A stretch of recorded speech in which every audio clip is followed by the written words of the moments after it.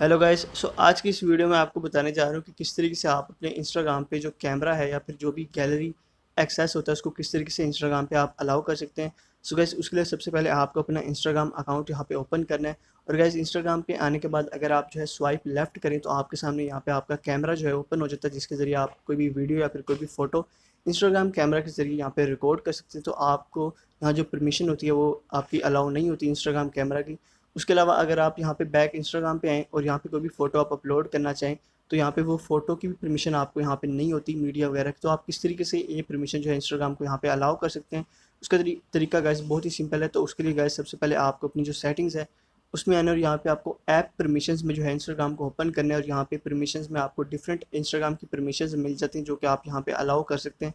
ऊपर आपको सबसे पहले जो है कैमरा का ऑप्शन मिल जाता है, जिसके ज़रिए आप जो है लाइव वीडियो या फिर फोटो रिकॉर्ड कर सकते हैं इंस्टाग्राम के ज़रिए।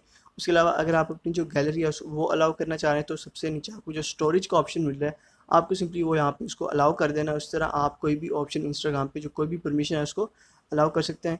उसके बाद अगर आप दोबारा इंस्टाग्राम पे हैं तो यहाँ पे अगर आप अपना कैमरा जो उसको ऑन करें या फिर अपनी गैलरी से कोई भी फ़ोटो आप अपलोड करना चाहें तो वो ईज़िली आप यहाँ पे अपलोड कर सकते हैं।